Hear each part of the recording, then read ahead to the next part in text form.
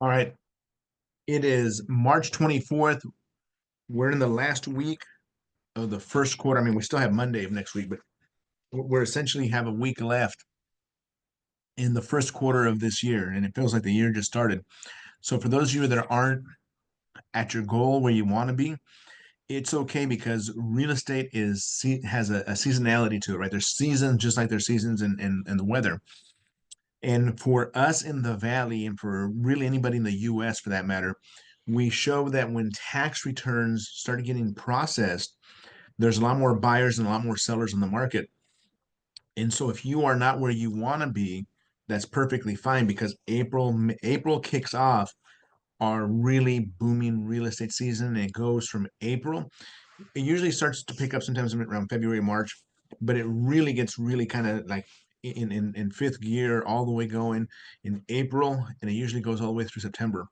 So your next 6 months is where you should do about 75% of your business for the year. Now, that number is not true for everybody.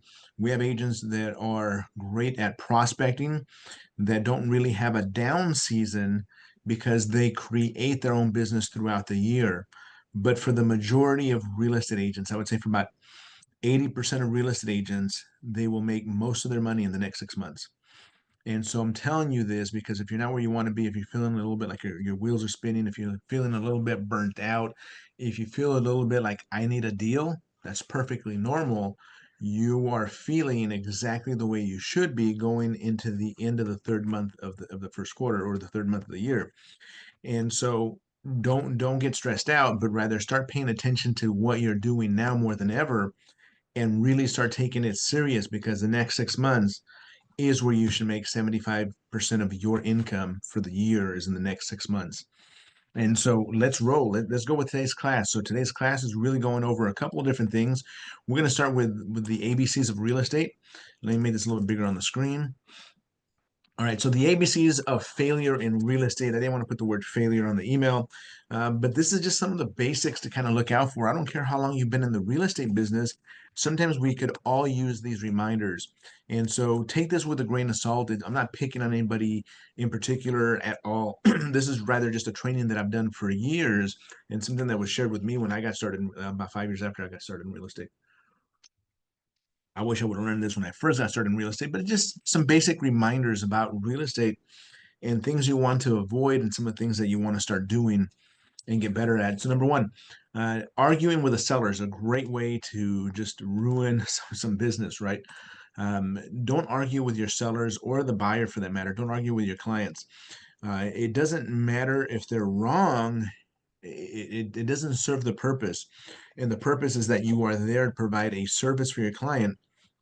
And when you find out that this is not a kind of client you want to be in contract with, rather than argue with them, just find a way to refer them to another agent. Um, we get into battles sometimes as real estate agents, not necessarily with our clients. Sometimes it's also with the other agent. And so this is also a reminder to you to not argue with your clients or the other agent, and rather to do what's right for the transaction and for your client in particular, even if it's not what's best for your pocketbook. Sometimes they want to back out of a deal and you really don't want to back out. You really don't, you want to close it. We all want to get paid. But number one, arguing with the seller or the buyer or the client in general, not a good idea.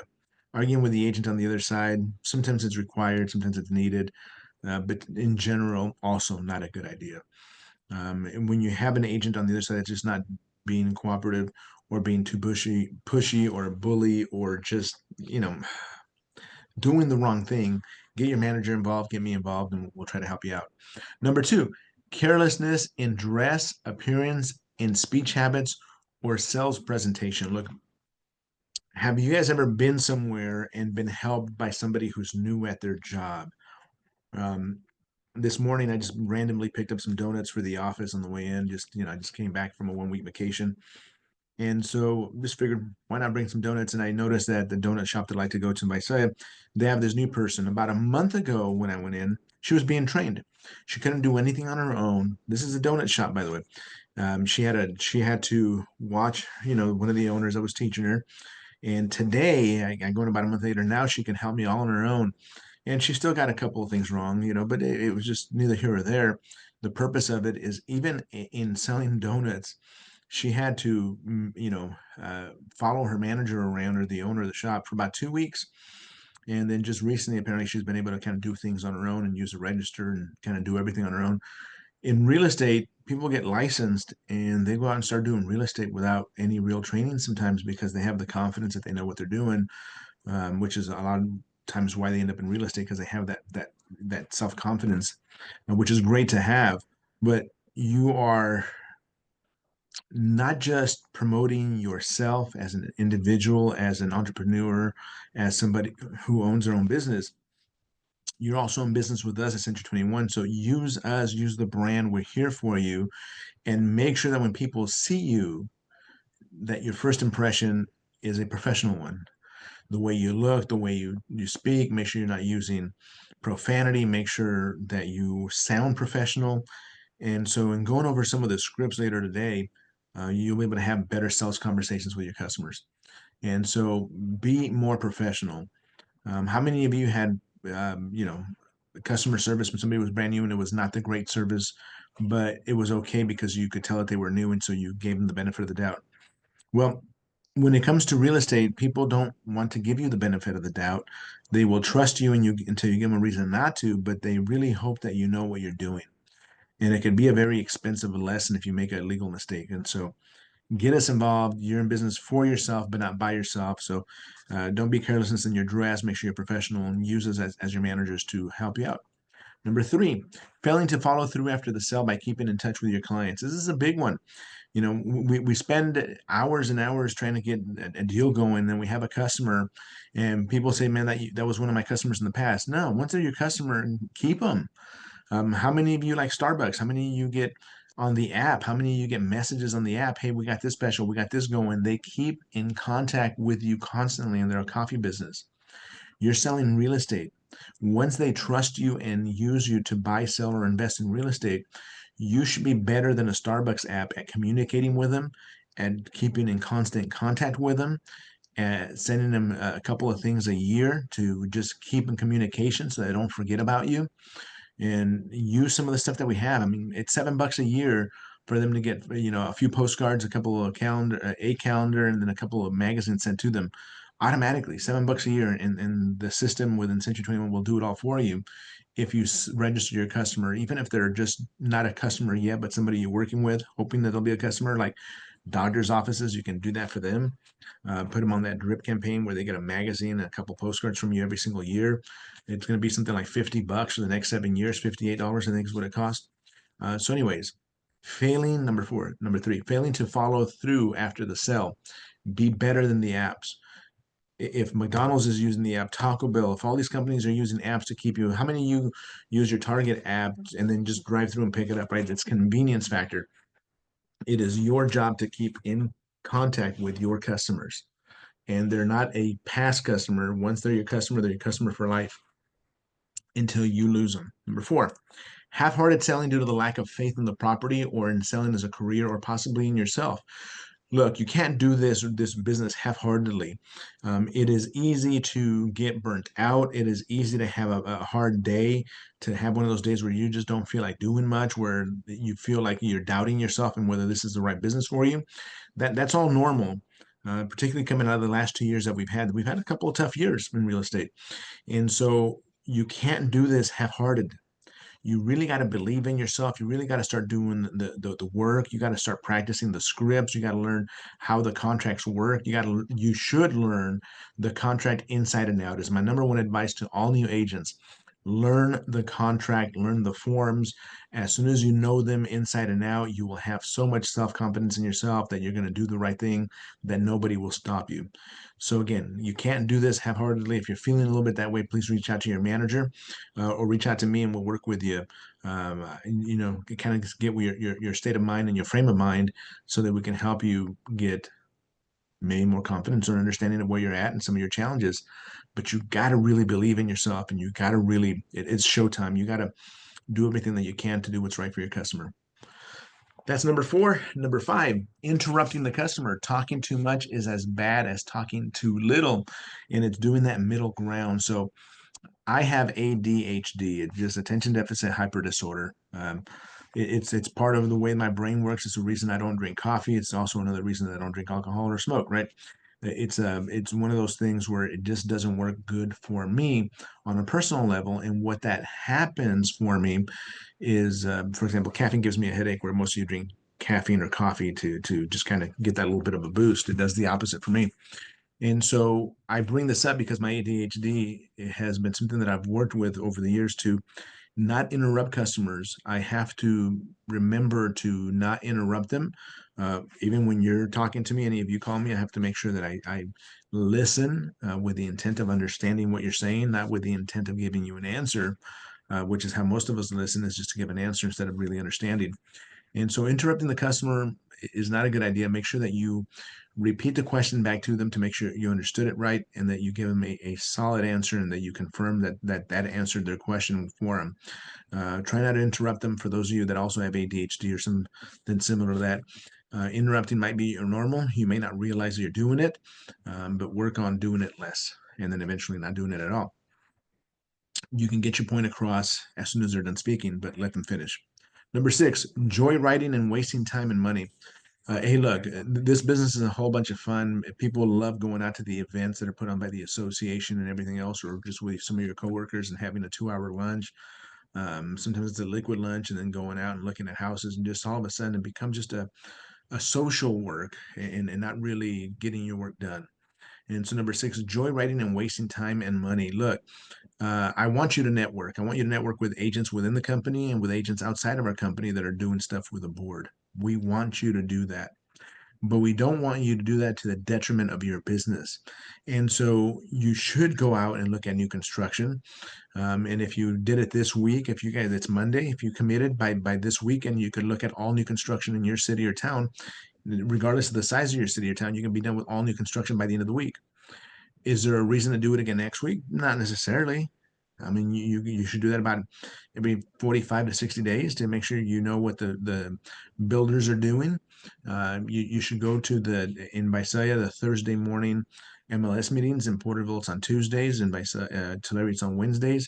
Whatever it is in your city, you should attend some of those association sponsored events and MLS meetings. But it doesn't mean you have to go joyriding and spending time every single week just having fun with it. You go do your work and get back to the office, or wherever you decide to work from, and get back to work. So number 6, joyriding and wasting time. Making sure it's for a purpose. I'm not telling you not to do those things. I'm telling you to not be careless with your time and your calendar when you go to those things. It can get away from you because it's fun. Number 7, knocking your competition.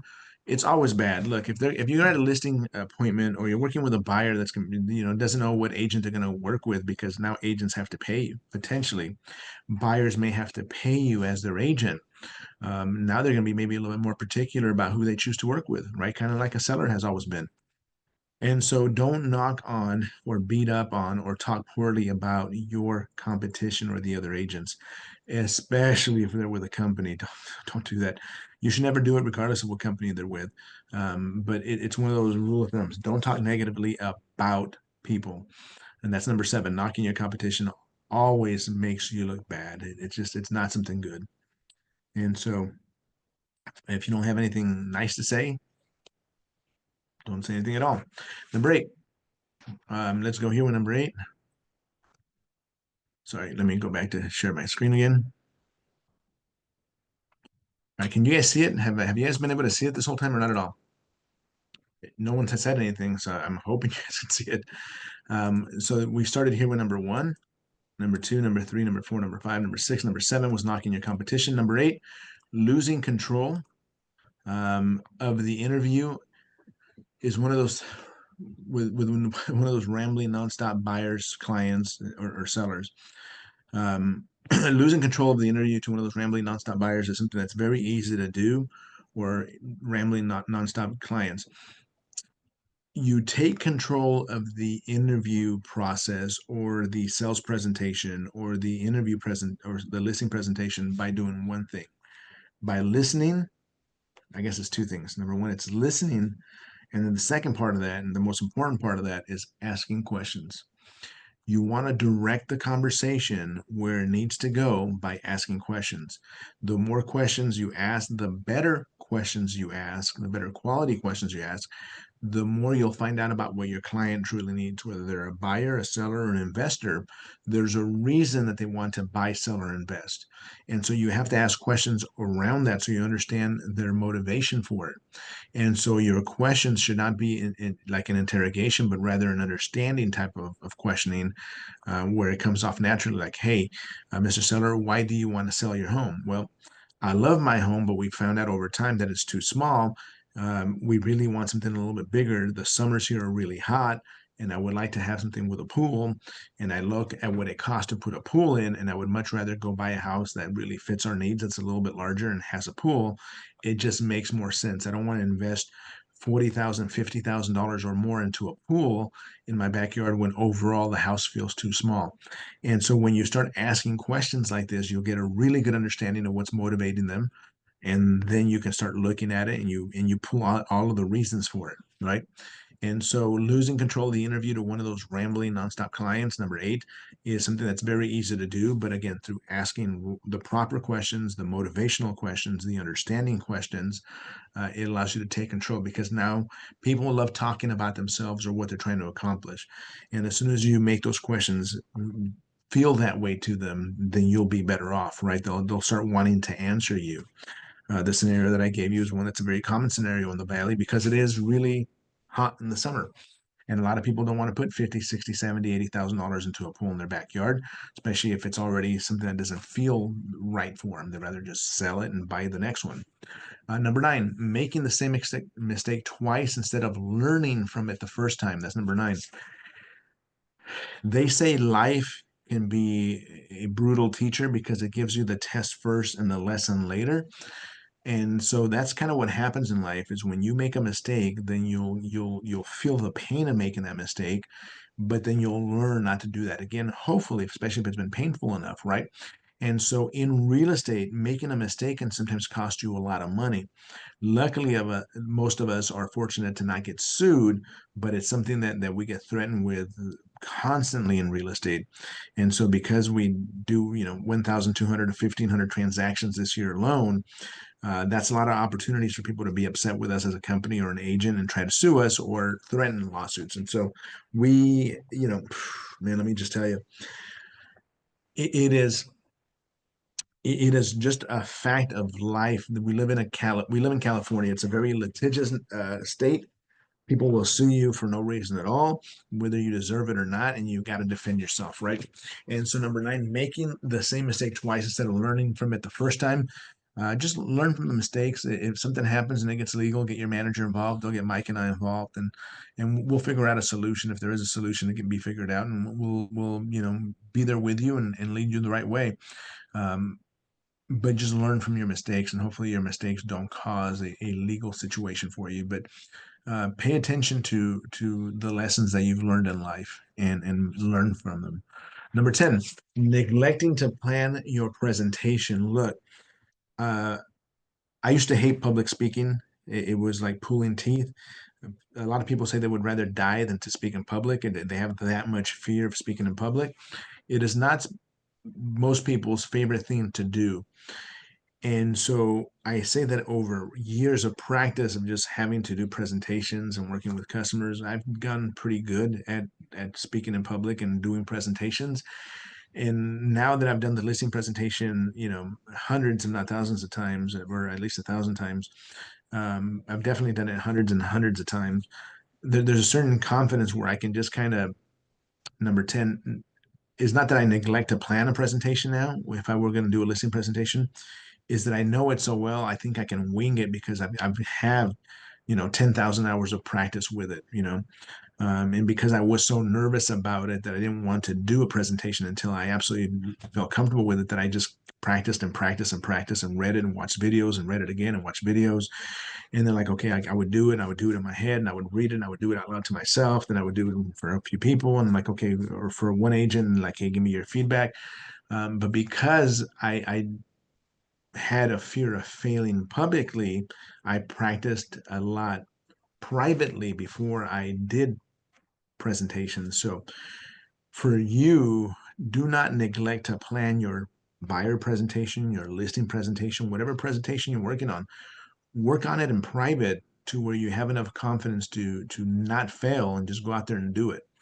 And so I know for me, that's just the way that my brain works. If I'm not comfortable with it, I don't want to do it. I just kind of shy away from it. I don't want the appointments. I can tell you that I was not a good listing agent for the first several years that I was in real estate. I avoided sellers like the plague. I didn't want to work with them. I worked primarily just with buyers, but I had to work with sellers. And the reason for it was I was a part-time real estate agent when I started. For 4 years, I had a license and I had a full-time job outside of real estate. And so I just wasn't comfortable with it. And the reason for it was I never was trained. I never was comfortable with it. I never learned the listing contract. And so after learning the listing contract, I became a listing agent and just it really changed my life and changed my career. And so do not neglect to plan your listing presentation. Practice privately to where you feel so confident that it won't stop you and you'll always do a good presentation publicly. So number 10, practice, practice, practice, no matter what it takes, right? And then let's see, the next one is number 11, overlooking the details that can add up to a lost sale. Look, not communicating with your client enough and their lender, not staying in contact with the agent on the other side of that transaction. All of these details, and then again, once you get into escrow, looking at the prelim, seeing if there's any other bills that are due for that seller. Is it going to kill a deal? Looking at when is the appraisal going to be ordered? Are you going to meet the appraiser out there with a lot of comparables? We get trained in real estate that when you're taking a listing presentation, when you're going to do a listing presentation, you do a CMA, a comparative market analysis. But it surprises me to this day why agents that are working with buyers don't do a CMA for the offer they're making. If you have a buyer who wants to make an offer on a property, by God, do a CMA on that property. That way you know if it's priced fairly or not. And all that stuff you can send over to the appraiser or meet them out there when they go out there and give it to them and say, hey, look, here's a CMA that we did. This is how we wrote up the offer. And here's why. It just overlooking number 11, overlooking details that can add up to a lost sale. It's all of those little things that we take for granted. Start paying attention to them again, please. Please. Number 12, putting things off until it's too late to do anything. Um, man, it's supposed to close escrow today, and there's a bunch of things that haven't happened. The people haven't started moving, and how they're going to move and how they're going to move out by 4 o'clock or 5 o'clock if they work till 5. They should have been moving this past week, and it's just things like that, right? Overlooking details. And number 12, putting things off till it's too late. All of those conversations need to be had with your clients in advance before you put somebody's house up for sale, for example. Um, you got to have a plan. You have to have a conversation with the seller. Hey, where are you going to if we sell your house? What is your plan? Where are you going to move out? Do you have movers ready? Do you have friends? Can you be out and where are you going to? And so number 12, putting things off until it's too late. I would say that not having that conversation with a seller falls into that category because it's a rookie mistake. I shouldn't say it's a rookie mistake. It's a mistake of inexperience in working with a seller that needs to move. You could be in real estate 20 years and never run into that situation, and 20 years later you're into a situation where they just finally didn't move, and it's like, oh God, yeah, I forgot to have that conversation. That was 12, putting things off until it's too late. Number 13, quitting and forgetting that sticking to it is the key to making it in most sales or customer service jobs. Let me go back up. Hold on, give me 1 second. I changed something on my screen by accident. There we go. So 13, quitting and forgetting that sticking to it is the key to most sales. Real estate is not a very complicated business. Transactions can sometimes get complicated, but the business, the concept, the general idea of real estate is not. It is not extremely complicated. However, it is not easy. It is not easy because you are an independent contractor in California and real estate, and for that matter, all over the US. And we can't force you to clock in and out, and we can't force you to attend trainings. And there's all of these things that we can't force you to do. But because of that, it gives you this extreme amount of freedom that you don't get in any other career unless it's also commission based. But there's a lot of commission-based industries that don't give you the freedom that real estate does to control your schedule, your time, when you work, when you don't, how you train, don't train, what customers you're going to work with, what areas you're going to work at. There is just this freedom that is just tied to real estate that is just a part of life. And because that freedom attracts so much, there's a lot of mystique to it, but it attracts so much interest from people that a lot of people think they can come into the industry and just be successful, make a ton of money, and have all of this freedom. The reality is, because that freedom is there and it exists in real estate, it makes it much more difficult to be very successful at real estate. You can get by and pay your bills and put forth some decent effort and make a good living, or at least get by, but you'll never have that real success that you deserve or really want until you start treating this like a career. And for a lot of real estate agents, they just give up too quickly because they don't know how to work within that freedom that is an inevitable part of real estate in the United States. And so don't quit, don't give up too quickly. If you want some true freedom in real estate, then you need some financial freedom in real estate. And if you can get that, then you'll really understand what true freedom is. Right now, not having to clock in, not having to punch a time clock, not having to be in mandatory trainings is fake freedom. It's really not real. And you're still, a lot of us have other retirement income that we depend on, or other incomes, or spouses at work, and that makes life a little bit easier. But if all that was stripped away and 100% of your income came from commission-based transactions, buyers, sellers, investors, you had that kind of pressure on you and you performed and you had no option and you couldn't quit, and you finally started putting a lot of transactions together, and you finally understood what financial freedom really looked like, and more importantly, what it took to earn it. Meaning, is it 2 hours of phone calls a day for you? Is it 1 hour of phone calls a day for you? Is it three? What is it going to take for you to prospect? What amount of time and skills for you to really put some deals together with buyers, sellers, and investors with some of your clients? And if you can find that magic pill for you, where you understand that 2 hours of prospecting usually equals 1 or 2 appointments in a day, 1 or 2 appointments in a day equals somewhere about 10 or 12 in a week. And if you went to 10 or 12 in a week and have 3 to 4 real appointments and offers, and out of that, you should get 1 or 2 escrows a week. And if you understand how to connect all of those dots, and you understand that you're going to close escrows at a rate of 80% on average in California, that if you got one a week at 52 weeks a year, then you work, holidays off, whatever, you end up working 44.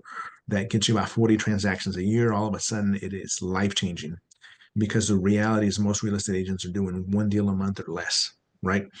And so if you could do twice, three, 4 times that amount by putting in some real effort, then you'll understand what true freedom is like, and that is life changing. That is true freedom. Having the financial freedom to work when you want, because you want to, because you enjoy it, not because you have to. That's true freedom. It's not being able to, not punch a clock because you don't feel like it. That's not real freedom. That's fake freedom. And that's 13. Quitting and forgetting that sticking to it is the key to most self success. And so if I can just beat that notion into your head, that real freedom exists after you train yourself to become a very good prospector, a very good at working the scripts and presenters, that is real freedom. The fake freedom of I don't have to come into the office unless I want to, and that's fake. That's not real freedom.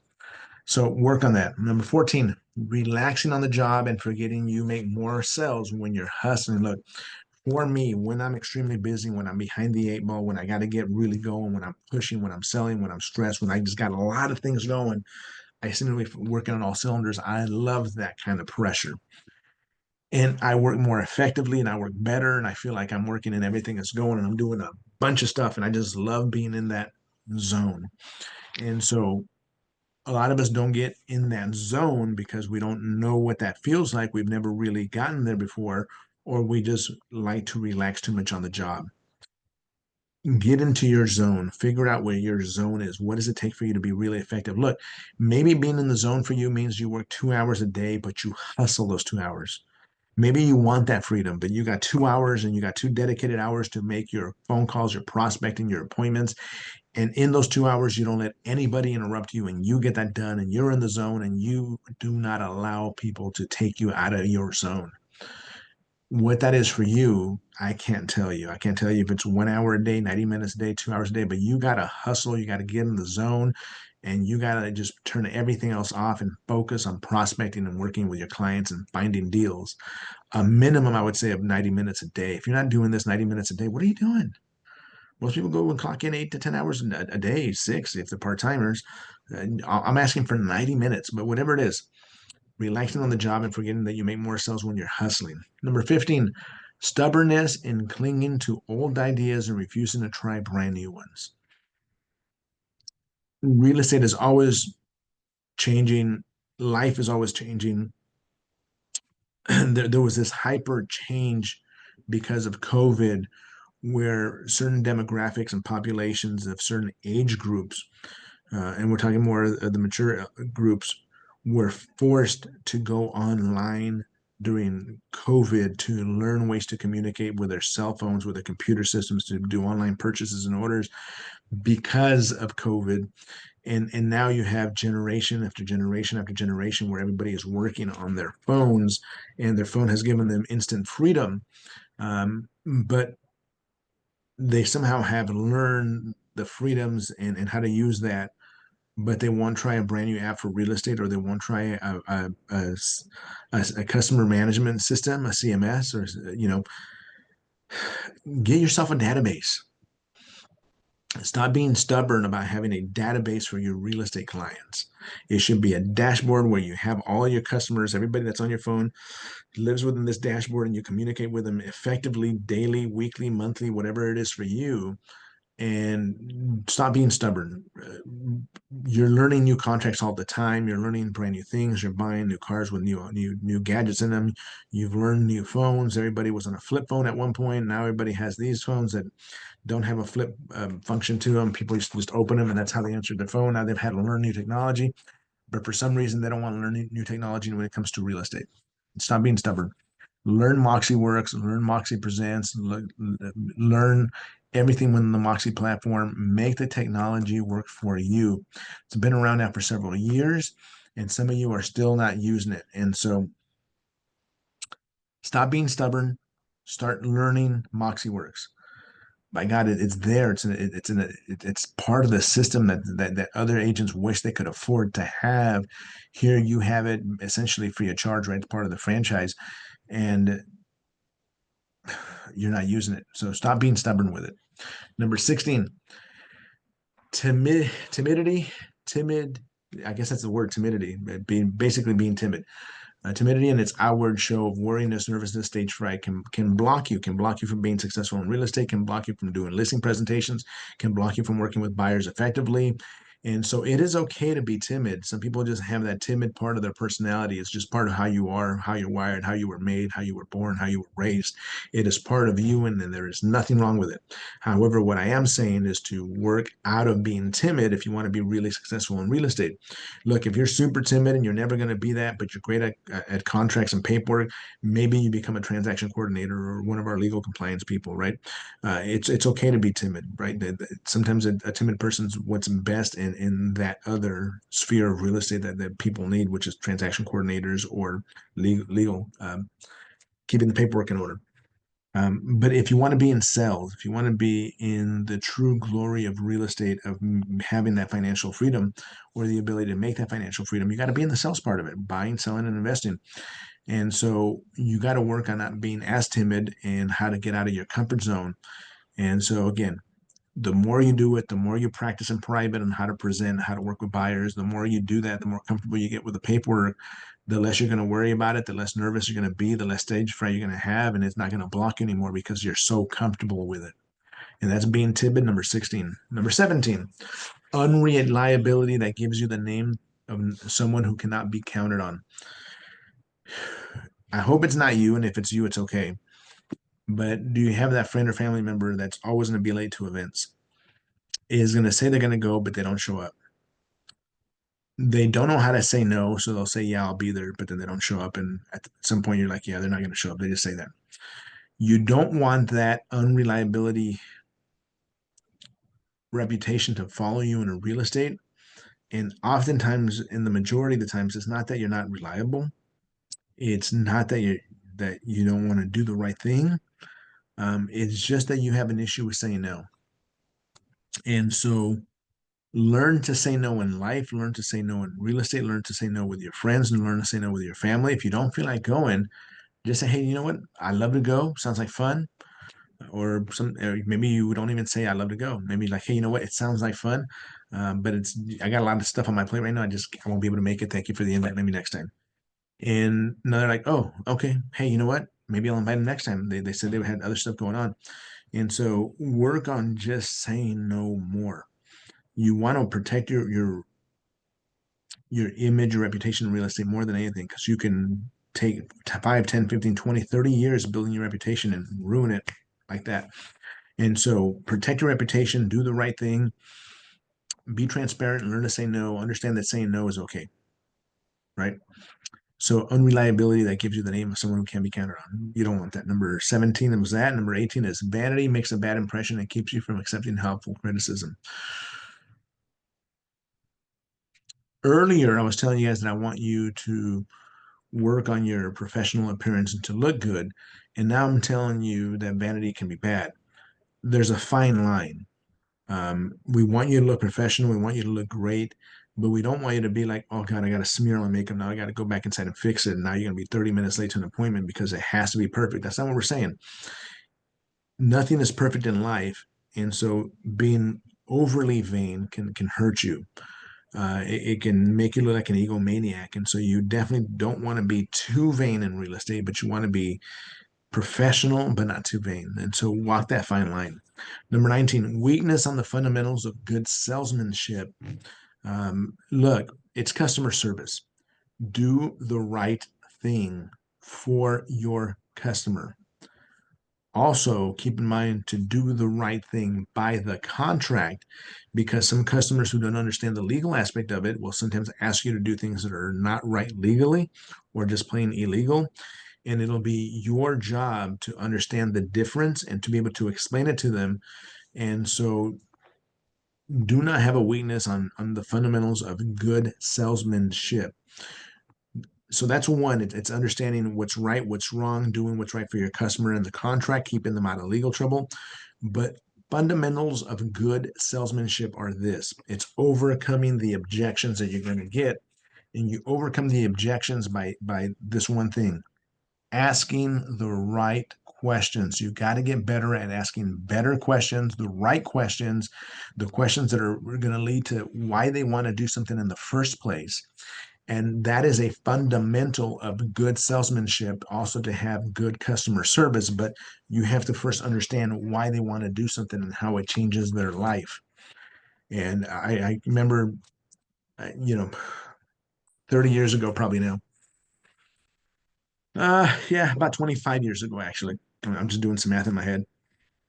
It was getting close to the holidays, and my sister was coming over from Italy, and we were all going to get together at my mom's house. And my mom and my dad just called them, and my mom was panicked that she didn't have an oven that worked.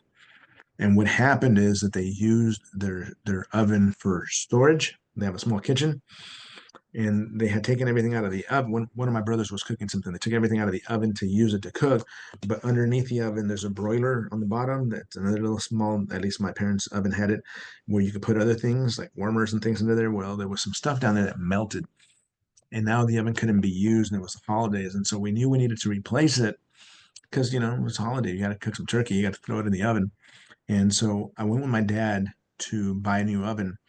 And we went to the local Sears in Porterville, and the salesperson that came out had years of experience in appliance sales. But I was just blown away by how good he was, right? Hey, what do you guys cook? How is it? He was trying to sell us the top of the line, like we're not like that. But by the time we were done, man, he fabbed, right? Feature, advantage, benefit, FAB. He fabbed the heck out of this one particular oven. And there was one that was way over our budget. There was the basic one that we went in to buy, and this thing was closer to the top than the middle. And we bought it. But it was fantastic as to telling us what the feature, the advantage, and the benefit of having that was. My mom used to always cover her burners with foil. That way, if anything dripped underneath, she'd throw the foil away, and then the oven, the top cook area was always clean. This had sealed burners, made it easier to do that. Less spills, less clean, less stuff, crudiness. It was just all kinds of stuff. The little foil, the little seal around the oven door when you close it on most of them was like a rubberized thing. This thing was metallic looking. It was just created a better seal. It was just this really cool thing.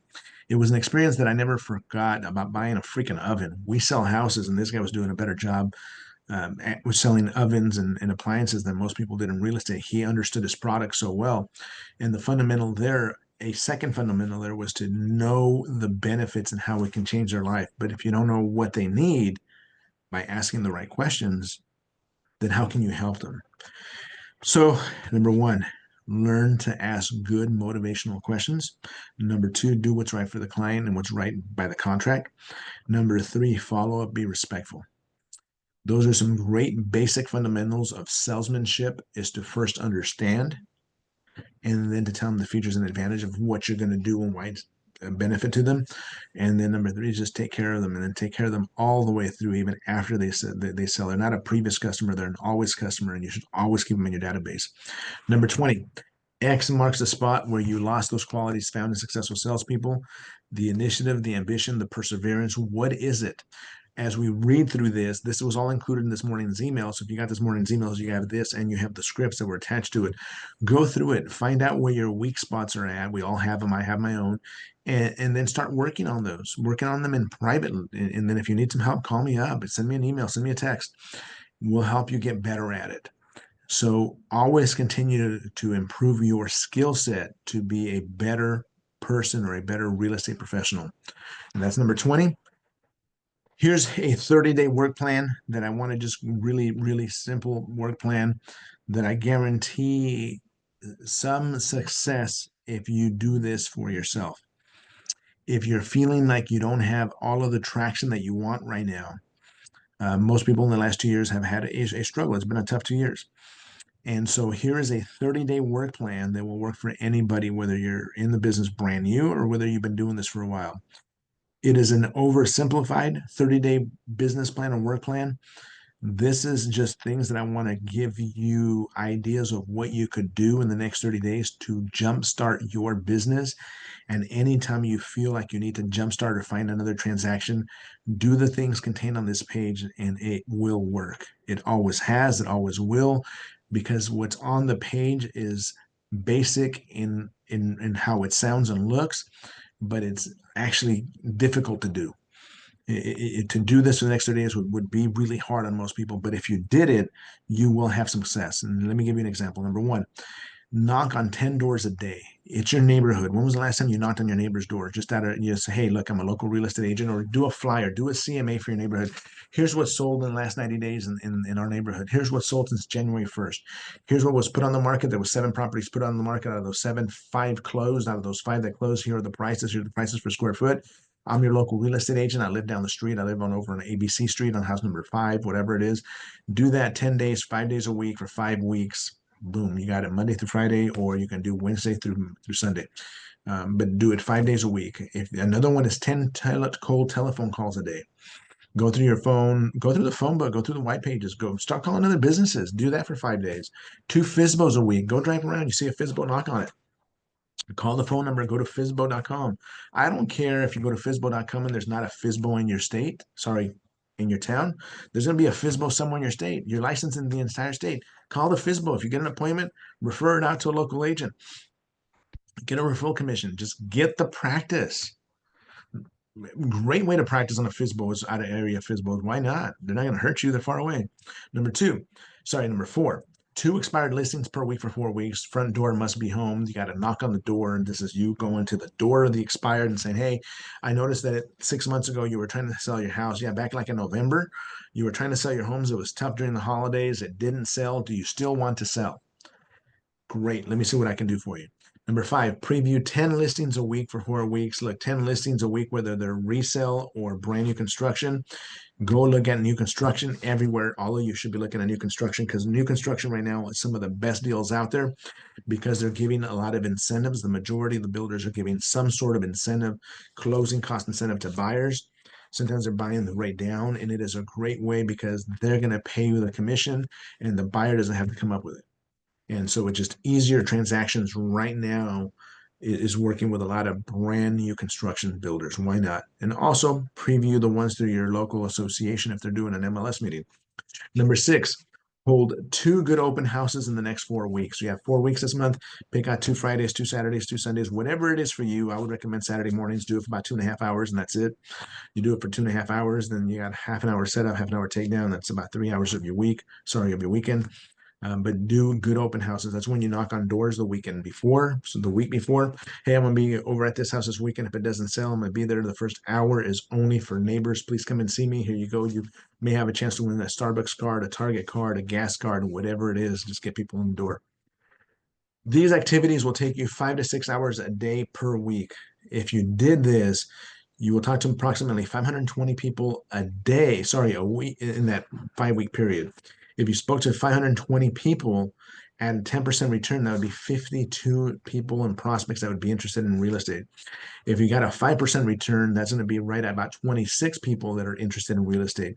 If you got a 2% return, that's about a 12 and a half of those people that are going to be real estate interested. If you got a 1% return, which is most people get a 5 to 1% return, even if you got a 1% return, that's 5.2 people that you're going to talk to that want to buy, sell, or invest in real estate in the next 5 weeks. I know it works. I've done it myself for the majority. I usually get so busy before I get through it all that I don't get through the entire list. This is what I used to do when I was feeling a little bit slow. I would just start calling. My first thing was I call everybody in my phone, everybody, and after doing just a few of them, I would get so busy that I never got through the entire 6 things on this list. But I'm telling you, it works. It's not easy. It takes effort. It takes a lot of effort, actually. But if you do this, you will talk to 5 to 10 to 12 people that want to buy and sell real estate in the next 30 days. It just works every single time because everybody wants to live somewhere and everybody has to live. If they're not homeless, they're a client, right? They're either a tenant or a homeowner. And so the way I look at it, all adults in the US are potential clients. And so do that. And here's your last thing for this one is your real estate bucket list. Let me kind of zoom out a little bit. Zoom in more. This is your real estate bucket list. Here, 10 things or 9 things that you want to do in real estate before you retire in real estate. What is it? Do you want to close $1 million listing? Do you want to take $1 million listing? Do you want to make 50,000 in a single commission? Do you want to make 25,000 in a single commission? Do you want to have 4 transactions close in a month? Do you want to do a year where you get 36 transactions or 48 transactions in that year? What is it that you would like to accomplish? Put them all here. This is a real estate bucket list, but maybe your real estate bucket list is also renovating your kitchen, renovating your bathroom, putting a pool in the backyard. There's all kinds of things you can add to this, but this is your real estate bucket list. And then your other one that we have here is, let me go back in. Let me share a couple more things on this other list. This one's also was included with this morning's email. And these are conversation cards. If you print this up, you can print them up in the 8.5 by 11. They'll be like a 5.5. Or if I even there'll be a flashcards, if you will. And so if you print these up, these have tons of scripts on scripts you should be practicing to get better at real estate. Telephone or knocking on a door script, telephone or door script number 2, at the door over the phone. These are just great ways to have real estate conversation, to make you have conversations that sound more normal, less rehearsed, and more like a professional in real estate. Like when you get a really good telemarketer that's been smooth and doing it for a while, you're like, hey, that one's good. And when you get a brand new one, you can tell it brand new, right? You don't want to sound like a brand new telemarketer when you're having a real conversation about real estate. So reading these scripts will help you sound more professional. They'll help you sound more experienced. And the reality is they give you an experience because these were written by professional real estate agents like ourselves. And these were done by me, taking off Mike Ferry scripts and putting them all together and giving you this. they're just real, actual real estate conversations that happen. And so by reading these, it'll just make me more prepared for these type of questions and answers if you ever have a client that needs this kind of help. Just sold script, expired script. Again, you're always going to have a couple of different versions of it. Expired listing script continue, same thing on both sides. For sell by owner script, expired by the telephone or expired in person. These you can just hit enter one more time, like over here if they're unbalanced, and actually probably started right up here. Boom. It puts them back in line. But anyways, you can print these up for yourself. They're just some great basic scripts in here, everybody. They work. This prospecting center of influence script. I want to take a moment and thank you again to remind you that I'm still in. Sorry, I want to take a moment and remind you that I'm still in real estate. If anyone you know is thinking about buying, selling, or investing in real estate, please give me a call.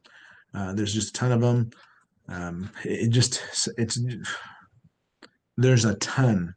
There's a ton of scripts. So these are all the ones that are pre-formatted for you. Go in there and print them.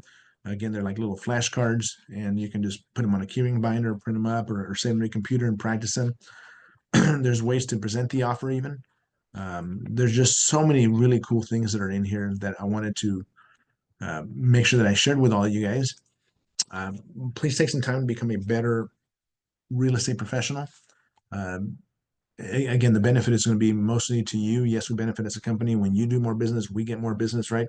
But hopefully all of you can cap, and that is our goal as a company, to get all of our agents to cap, because once you cap, you get the real benefit. The company stops receiving that benefit, but that means that you are getting to a point where you are a true professional in real estate, where you're doing high volume of real estate.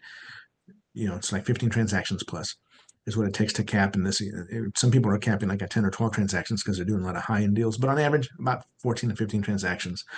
We want everybody to cap, because after you cap, you really get 92% of your commission, and you really get excited about how that feels in your pocketbook. It's a huge difference. It makes a big, big difference. So anyways, that's all that I have for you here today. Kevin, you have anything you can add? Yeah, so Visalia, this Wednesday at 11 a.m., we have Heather Pritchard Forte doing a estate planning training in Visalia. So please RSVP with me for that. I've been sending around the pamphlet. So yeah, that'll be a good one. Is that when's that training again? This Wednesday, 11 a.m. in Visalia. And then do we still have our sales meeting tomorrow? Yes, we do. What time? 9 a.m. Do we have any special guests like we had the last 2 weeks? A lender update. Okay. That's about it. That's all that's planned. Perfect. I'll send you over my slides for the sales meeting later today. Everybody, we hope you got something out of today's training. This morning's email included the stuff that I covered with you online today. We're here for you. Call me, text me if you need me. Kevin, thank you for always being there. See you, everybody.